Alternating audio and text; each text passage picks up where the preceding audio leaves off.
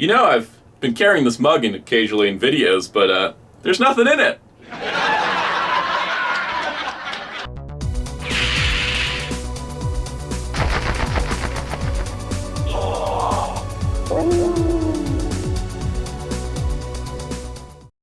Hello, this is Soundout here, and welcome back to Month of Monsters Wildcard Weekends. We're picking up the sitcom vibe that the Hillhurst Monsters left behind in the last episode, and today we'll be talking about the Munsters. This was a series that aired in 1964, ran for 70 episodes, and featured a monster family in what was a quote-unquote normal, what I call boring, town. And honestly, their family dynamic is really fun. You have different types of monstrous characters, and each of the family members just embodies their own vibe, and they're so proud of who they are, and they're so confident. They're kind of like a mirror to the Addams Family, where the Addams Family are kind of just weird goths. The Munsters are mostly just weird monsters. And I love them both for different reasons. And what's really fun about it is that the Munsters have appeared in, several spin-offs, several sequels, most recently in a rebooted film by Rob Zombie. And honestly, the Munsters, I think, just have a lasting appeal because they are sort of based on the Universal Classic monsters, which already have a universal appeal. And I think that the Munsters are just great for that. In terms of merchandise, though, the Munsters have featured toys over the years. One of the most famous and probably best lines was the Munsters Select line from Diamond Select. So good, in fact, I could not find Wave 1 because they were really hard to find. I do, however, have Wave 2, which comes with Build-A-Figure parts to build their iconic staircase. So let's take a look at this wave and look at these figures and see, were they worth all the hassle?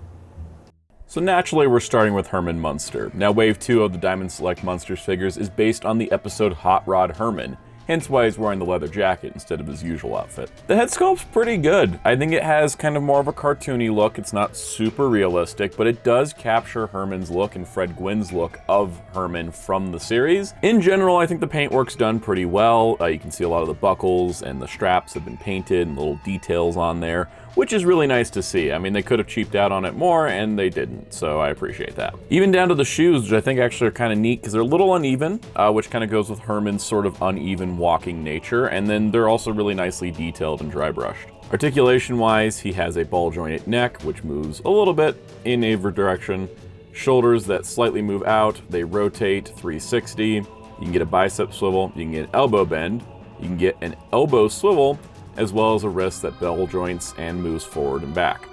You also have a waist swivel, pretty standard stuff, hips that moves out slightly, forward, a little bit back, a thigh swivel, which got stuck, and a knee joint, as well as an ankle joint at the very bottom to have some adjustment. This does mean that Herman doesn't have a ton of articulation, but what he does have allows him to service the poses that the character would assume, so I'm not really going to worry about it too much.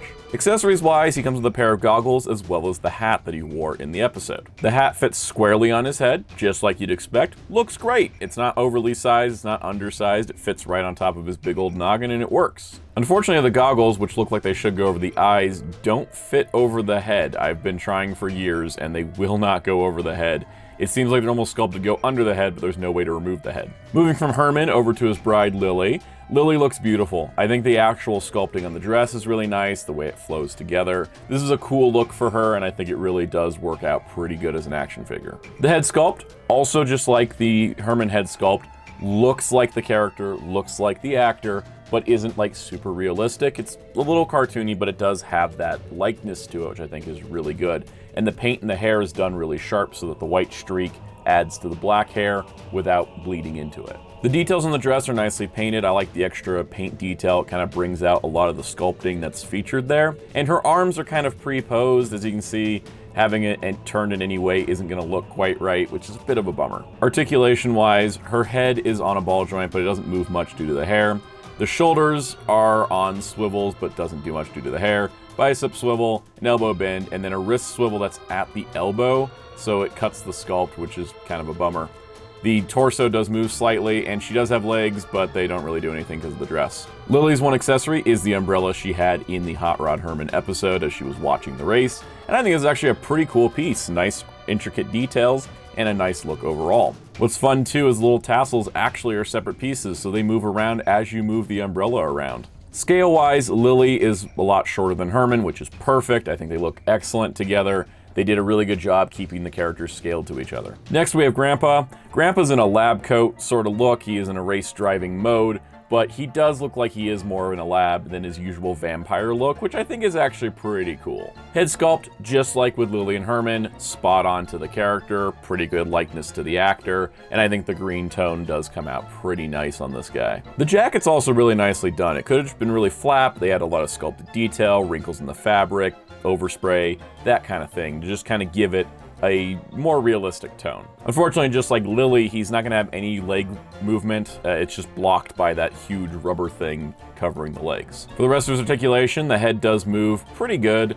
These shoulders move out a bit. They 360, they have a bicep swivel, and then they have an elbow bend and an elbow swivel, and then the gloves rotate as well as the legs moving slightly. So Grandpa does come with a couple extra hands. The first one, which is the one I have on him, is him holding a cigarette or a cigar. Looks more like a cigar. Anyways, he's got something to smoke on, which is probably a good detail to have for the character. And then he also comes with a normal gloved hand for him to hold things, but there's not really much that he comes with to hold, so it's not too big of a deal. He does come with goggles as well, and they actually fit over his head, unlike Herman, which is really nice because they actually squeeze over and they stay in place pretty good. Having these three core Munsters together is pretty nice. Having iconic looks based on an iconic episode as opposed to just the general look is also pretty unique. If someone else were to do the Munsters license, this wouldn't be the first thing they would do. With Diamond Select, it was the second thing, and that's pretty awesome.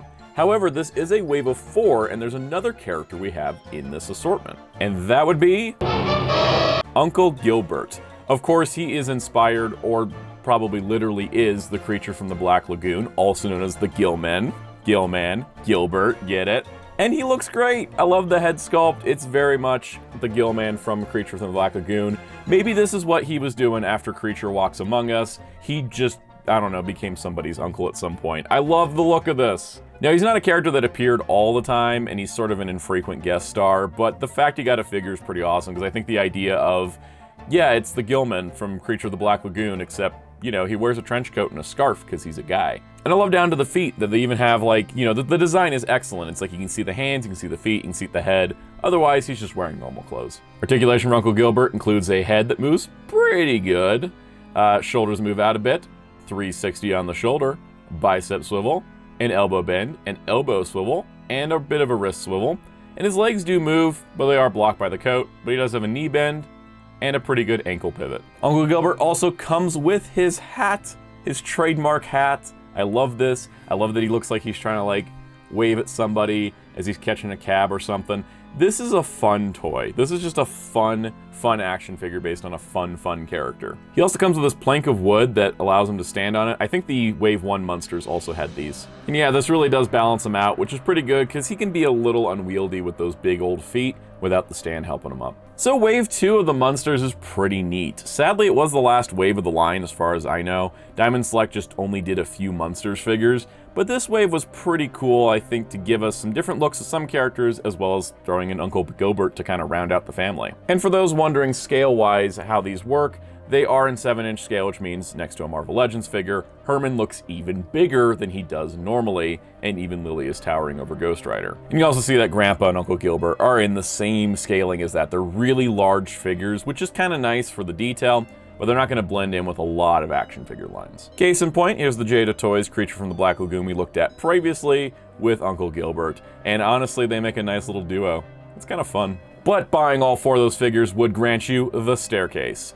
It included several parts of this. Each figure came with some part of this staircase, but look at this beautiful thing. It's absolutely massive. As you can see, it towers over Herman. Herman barely fit in my review set. This thing is towering out of it. It's just a really impressive detailed piece. There's ornate details like these griffin statues that just look really fantastic. It has a nice worn look while also not looking like it's cheap. The overall texture and detail added to the sculpt, to the paint, it looks like an actual wooden staircase, which I think is fantastic. For those of you that watch the show, you know there's a secret underneath these beautiful stairs. That is, of course, Spot. Spot is the Munsters family pet, and It is a beautiful, beautiful piece, and yes, he's shooting fire out of his nose. Isn't that the coolest thing you've ever seen? Honestly, the fact that he was included into the staircase piece is just absolutely incredible. The only downside is you do see Spot from the back side of the staircase as there's no back panel, but it's okay. You want to push it up against the wall with that back against it to add to the illusion. Now, while of course the figures that are included in this wave can fit on the staircase, it's a bit of a tight squeeze. The staircase could be a little bit bigger for figures this large. However, I found it works with 6-inch figures like the Jada Toys Dracula that we previously looked at in Month of Monsters, and he actually fits probably a little bit better than the Munsters do. It's a really cool piece to have in a collection for a lot of cool diorama options with other figures. So overall, these 4 figures are pretty nice, and the staircase is pretty nice. I would love to see another company tackle the Munsters, maybe with some more updated like face print technology to get the faces to be more accurate, and kind of put out the whole family again. Because like I said, I couldn't get Wave 1, and I wasn't able to get the main core family, and this is all I have. I would totally buy more Munsters figures, and definitely it's a property I think that's still got some life in it. So hey, toy companies, you got this. But will any of them do a giant staircase with Spot underneath? That is probably unique to Diamond Select Toys. So that's it for our Munsters special. I thought I'd include them because they are monsters and they are Universal Monster based, and that sort of fits the theme of the month. And I hope you enjoyed this one. Stay tuned for tomorrow because we'll be starting our 3rd theme week on Months of Monsters, and maybe you'll start to get wrapped up in the experience.